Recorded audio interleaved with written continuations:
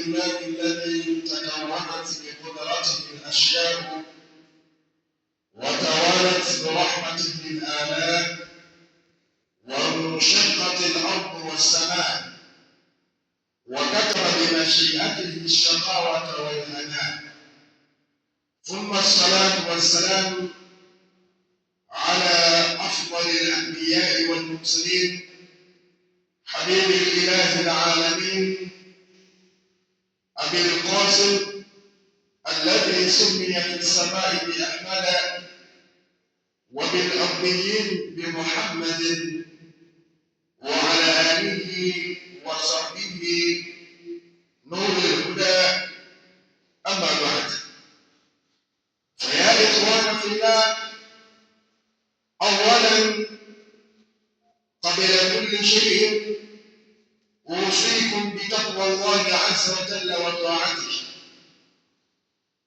فقد قال الله سبحانه وتعالى في كتابه المجيد بعد الاستعاذة والبسملة: واعبدوا الله ولا تشركوا به شيئا وبالوالدين إحسانا وبذي القربى واليتامى والمساكين والجار ذي القربى والجار الجنب والصاحب بالجنب وابن السبيل وما ملكت أيمانكم إن الله لا يحب من كان مختالا فخورا.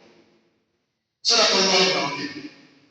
Ndugu zangu Waislamu, amma baada ya kumshukuru Allah subhanahu wa ta'ala na kumtakia rehema Bwana Mtume Muhammad sallallahu alayhi wa alihi wasallam, jambo la kwanza niweze kuwahusia wasiyat al-awwalin wal-akhirin, wasia wa mwanzo na wa mwisho, nao ni takwa Allah azza wa jalla, kumcha Mwenyezi Mungu subhanahu wa ta'ala, kumwogopa Mwenyezi Mungu subhanahu wa ta'ala, kuwa katika takwa, mcha Mungu, yani kuyafanya yale yote ambayo Mwenyezi Mungu anaamrisha na kujikataza yale yote ambayo Allah subhanahu wa ta'ala anakataza. Basi inshallah katika hutuba yetu ya leo, mada yetu itakuwa kaifa nuamil aljar wama haqqu aljar inda alislam, ni vipi tunaweza kuishi na jirani, lakini je, katika Uislamu ni ipi haki ya jirani? Awalan, jambo la kwanza kabisa tufahamu maana ya jirani. Nini maana ya jirani? Wanasema aljiranu istilahiyya shar'i. Tunaposema jirani katika sheria ya Kiislamu, man yujawiru wa in kana fi safar wal afdal fi almaskan. Jirani ni yule ambaye alikuwa karibu na wewe, sawa sawa mko safarini, mmekaa kwenye viti pamoja, yule ambaye mnaikaribiana anaitwa jirani. Lakini wanasema jirani aliyekuwa wa karibu kabisa na bora kabisa ni jirani ambaye mnaishi naye katika nyumba za karibu. Wale majirani zako ambao unaishi nao nyumbani, wale ndio majirani waliokuwa timilifu kabisa. Lakini kuna baadhi ya hadithi, baadhi ya wanachuoni wakaweka mipaka ya ujirani. Sasa je, ujirani unaanzia wapi na unaishia wapi? Baadhi ya wanachuoni kusema jirani ni kuhesabu nyumba 40 kulia, kushoto, zile pande nne zile, mashariki, magharibi, kaskazini, kusini, unahesabu nyumba 40. Maana zikifika nyumba 40 ndio mwisho wa jirani ambaye amekusudiwa katika sheria ya Kiislamu. Ukihesabu nyumba 40 tena inakuwa ndio mwisho kukusudia jirani ambaye amekusudiwa na sheria ya Kiislamu. Lakini baadhi ya wanachuoni wakasema jirani yashtamilu kalima, neno jirani linachukua maana pana zaidi, kiasi ya kwamba hata rafiki yako wa karibu naye anaitwa jirani. Kwa bi'amri, ikichukua kwa jumla, kauli anachoona ya mwisho itakuwa ni bora zaidi. Allah anasema katika Qur'an, wa'budu Allah Muabuduni Mwenyezi Mungu nyie Waislamu, ibada zenu mnazozifanya, iwe ni kuswali, iwe ni jambo lolote, waabudullah, basi muabuduni Allah, wala tushiriku bihi shay'a. Lakini wakati mkimwabudu Allah subhanahu wa ta'ala, msimshirikishe na chochote Mwenyezi Mungu subhanahu wa ta'ala.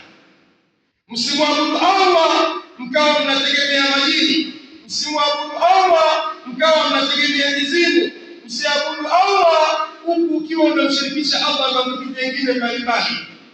Wala tushiriku bihi shay'a.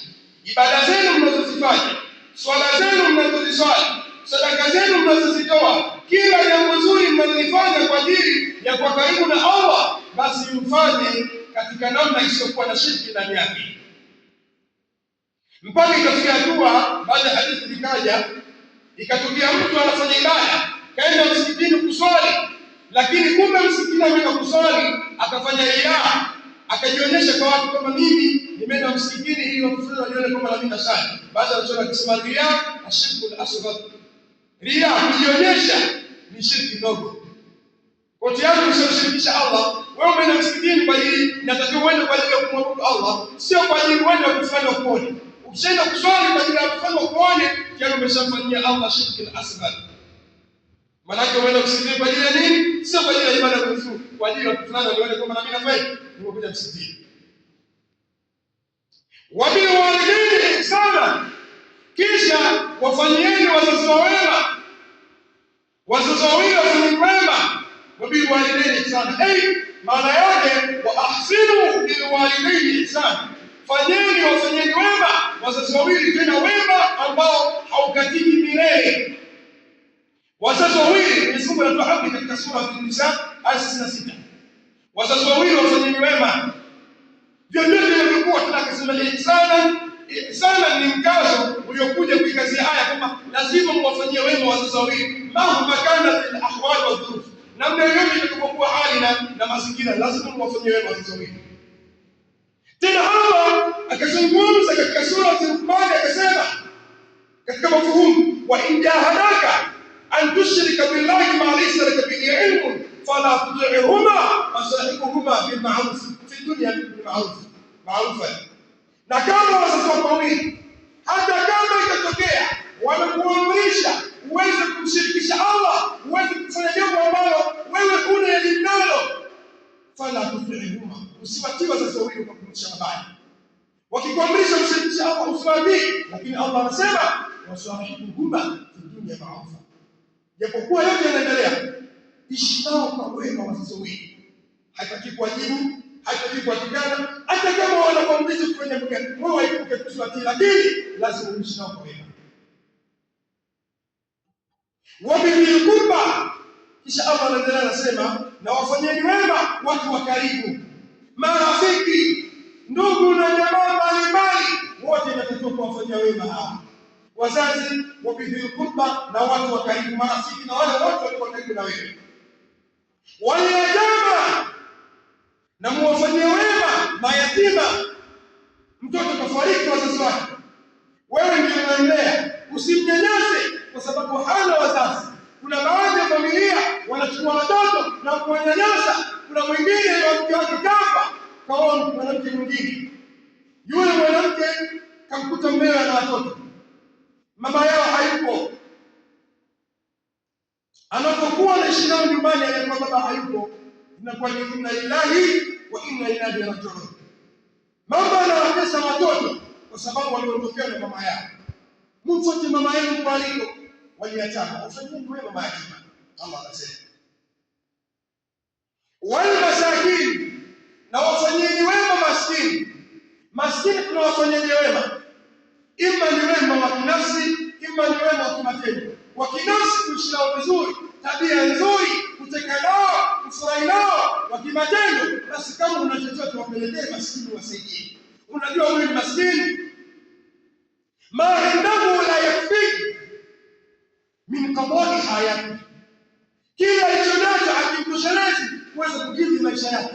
Na wewe unatamani mtu fulani ni maskini, yule fulani hawana maisha, basi mpelekee. Ndio wa ahsinu bil masakin, wafanyeni wema maskini. waljari dhil qurba, anatia leo, na wafanyieni wema. Allah anasema majirani wenu wa karibu, majirani zenu wa karibu, wale majirani zenu mnaoishi nao mtaani. Nyumba yako hii hapa kuna majirani kibao, wafanyieni wema.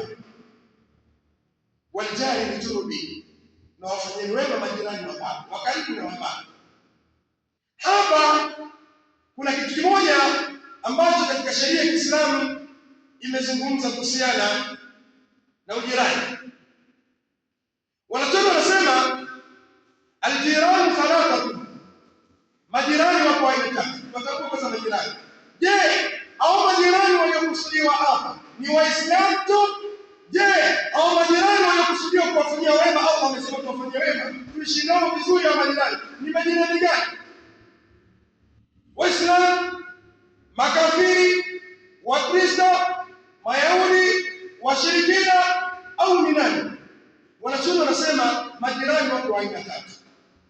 Majirani wako aina tatu waliokusudiwa na sheria ya Kiislamu, ambao sisi kama Waislamu tunatakiwa kuishi nao vizuri. Tunatakiwa kuishi na majirani wa namna hawa ya aina tatu, kuishi nao katika namna kama tunavyoishi na watu wengine.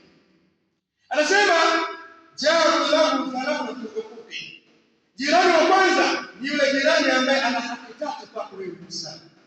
Ni jirani ambaye ana haki tatu juu yako wewe. Nini maana ya haki? Tunaposema majirani zetu wana haki juu yetu, nini maana ya haki? An-nasibu al-wajib lil-ghayr. Haki, ukisikia haki ni kifungo cha wajibu, ni lazima uweze kumfanyia mtu mwingine. Kwa hiyo hao majirani zetu wana vifungo vya wajibu, lazima sisi tuweze kushika. Ni vifungo gani? Tutaviona kwa tazama kwa majirani. Je, jirani mwenye haki tatu ni jirani yupi? Anasema hakul jiwari, huyu mwenye haki tatu ni jirani ambaye haki ya kwanza ni haki ya ujirani. Haki ya ujirani ni vipi? Kwa sababu mnaishi naye karibu, ile haki ya kwanza jirani. Hiyo ni haki. Wa hakul karaba, na haki ya pili jirani huyu mwenye haki tatu ni haki ya ujirani, ni haki ya ukaribu. Kwamba kivipi? Kuna ukoo naye, kuna damu naye, inaitwa hakul karaba. Lakini wa hakul islam, na haki ya tatu ni haki ya Uislamu. Huyu jirani wa kwanza na haki tatu. Kwanza ni haki ya jirani, haki ya pili ni haki ya ukaribu, na haki ya tatu ni haki ya Uislamu, kwa sababu ni ndugu yako Muislamu. Huyu ni jirani wa kwanza. Jirani wa pili, wajari lahu haqqani, jirani ambaye ana haki mbili. Kuna jirani mwingine ana haki mbili. Haki gani? Hakul jiwari. Cha kwanza yeye ana haki ya jirani na wewe, wa hakul islami, lakini vile vile ana haki ya Uislamu. Huyo anazo mbili, hauna ukoo naye, hauna damu naye, lakini hakul jawari, kwa sababu uko naye karibu tu. Wa hakul islam, na kwa sababu yeye ni nani? Ni Muislamu. Haki ya jirani. Lakini akasema wa hakul talib, na haki ya tatu hakul jiwari mushrik min ahli al-kitab.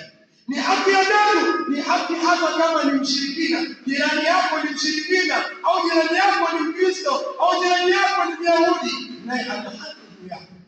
Allah akasema anasema waljari dhil qurba, mfanyieni wema jirani wa karibu. Tushaona majirani wengine naye, hata awe asiye Muislamu au Muislamu, lazima kumfanyia wema ile jirani yako. Sasa tumtazame Bwana Mtume Muhammad sallallahu alayhi wa alihi wasallam, hadithi ambayo imetoka kwa Ibn Umar radhiyallahu anhu. Mtume anatuambiaje? Bwana Mtume Muhammad anasema, Bwana Mtume Muhammad, Ibn Umar anatusimulia kwamba Mtume anasema, amesemaje? Ma zala Jibril yusini billahi hatta dhanantu annahu sayuwarithu. Mtume anasema hivi, anatufundisha Uislamu. Jibril maisha yake yote kipindi nilipo hai hakuacha kunihusia kuhusiana na jirani, niendelee kumfanyia wema jirani, hata dhanantu annahu sayuwarithu, mpaka mimi Mtume nikazania kwamba labda Jibril itakuja hukumu ya kwamba jirani ana uwezo kumiliki mimi. Tazameni, Mtume anatufundisha kwamba alikuwa kila siku Jibril akija, yule malaika akija, anambia Mtume wafanyie wema majirani zako. Mpaka Mtume akashtuka akasema, mbona Jibril amezidi kunihusia kuhusiana na jirani, mpaka nikadhania kwamba siku moja labda atasema yeye Mtume ukifa jirani akikurithi. Sasa mimi leo tunaishi na majirani namna gani? Majirani zetu tunaishi namna gani? Leo jirani yako unajua kabisa jirani yako ni maskini, jirani yako hana chakula, jirani yako maskini hana chochote. Wewe nyumbani kwako una chakula, unapika, unakula peke yako, unakula na wanao, umekaa una shida, jirani yako ana njaa na wanakula hata kuja kusema hebu ngoja nitenge chochote nimpelekee jirani yangu. Mtume anasema hata dhanantu annahu sayuwadhiku, mpaka nikazania Jibril ananihusia nimfanyie wema jirani, mpaka nikazania kwamba atakuja kumridhisha huyu jirani. Labda Allah atashusha hukumu, Mwenyezi Mungu atashusha hukumu, bwana Mtume jirani yako atakuridhisha. Mtume anasema leo tunaishi wewe una pesa zako, una chakula chako unakula peke yako, jirani yako karibu, nyumba karibu ni maskini, umtazami sawa sawa wa Muislamu, sawa sawa wa Mkristo, sawa sawa wa Yahudi, vyovyote vitakapokuwa jirani lazima kumfanyia ihsani, kumfanyia wema. Kisha akaja sahaba mwingine Abu Hurairah radhiyallahu anhu, yeye anasemaje? Akasema hivi, man kana yu'minu billah wal yawmil akhir fala yu'zi jara. Abu Hurairah anaeleza kutoka kwa Mtume Muhammad sallallahu alaihi wasallam, yoyote yu'minu billah, yule ambaye anasema mimi ni muamini Mwenyezi Mungu, mimi ni Muislamu, ni muamini Mwenyezi Mungu, wal yawmil akhir, na nimeamini siku ya mwisho. Wewe kama kweli una sifa hizi, fala yu'zi jara, basi mtu huyo asimuudhi jirani yake. Usimuudhi jirani yako. Maudhi yanatendekaje? Ni vipi unaweza kumuudhi jirani yako? Ima kwa kauli chafu, ima kivitendo kwa sababu kujua. Kuna wengine wana maisha mazuri, jirani yake ana njaa pale, yeye anakanga mayai yananukia mpaka yanaingia kwenye dirisha la jirani yake, yeye anasema ya Rabbi, Mwenyezi Mungu, mimi maisha yangu ndio hivi, angalia nachoma mayai.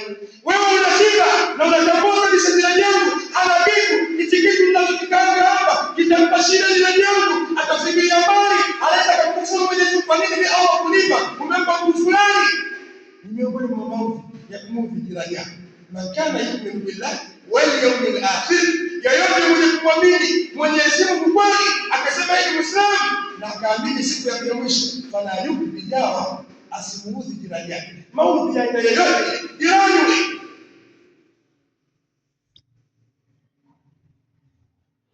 Tena tazameni maajabu, tazameni uzito wa jirani. Leo tunachukulia kawaida, mtu anakuja kusikia asikiza na kawaida, kwa sababu kashazoea maisha ya ajabu ajabu.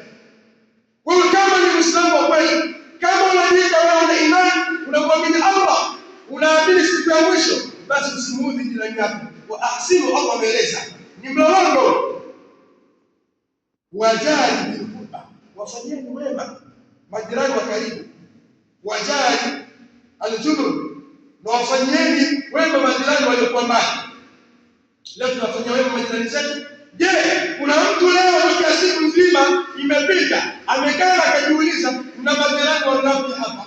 Nikitazama jirani fulani anajiweza, jirani fulani yule baada, subhanallah, Allah amenipa neema, nimeweza kula asubuhi, mchana, usiku, jirani yangu yule hajala. Je, nifanye kitu gani? Na Allah amesema katika ihsani wa bil walidaini ihsana, na Mungu akaendeleza mpaka akasema walijali bil qurba wa ahsinu bil jari qurba, fanyeni wema kuwafanyia wema majirani wa karibu. Mimi nimemfanyia wema jirani yangu maskini hajala, wewe umekaa na gari lako na maisha yako, jirani yako anateseka. Kuna siku umetushikilia huyo, au umekaa na kashia lako msikitini unasali sala tano zisizokuwa na maana, jirani yako mtazani. Sasa kama tutakuwa tunaswali tu na ile kwa amri za Allah hazitimizwi, tena Allah kaunganisha kufanya wema na ibada yake, wa abdullah la tushriku bihi shay'a wa bil walidaini ihsana, mpaka wa dhil qurba walijali bil qurba, kufanya wema wa jirani wa karibu. Tunazo hizo au tunaishi kama mazoea? Muislamu inahitajika kubadilika. Muislamu inatakiwa kuwa na maumbile tofauti tofauti. Muislamu unapojigundua kwamba kuna jambo halikusahihi, amri ya Allah anaona naenda nayo kinyume, ni lazima kuweza kurudi. Jitazame, ni kitu gani unakosea? Ni jambo gani unafanya? Je, swala tano unaziswali zinaenda zikazi na